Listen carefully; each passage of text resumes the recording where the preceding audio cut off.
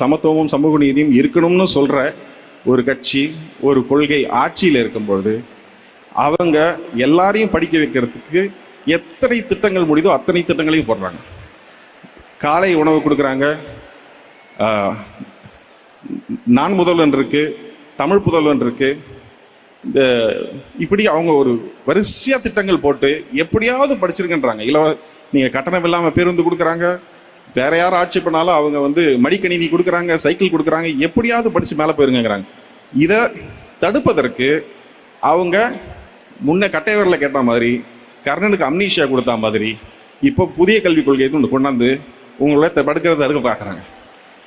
இதை இப்படி அவங்க தடுத்து இதை ஏற்க மாட்டோம்னு சொன்னவங்களுக்கு நமக்கு நியாயமாக வர வேண்டிய 2150 கோடி பணத்தை தரமாட்டேன்னு சொல்கிறாங்க.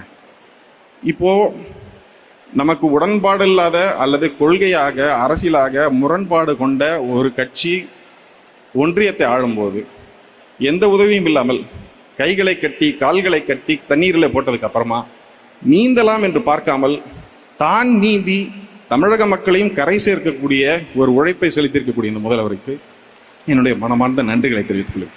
நன்றி.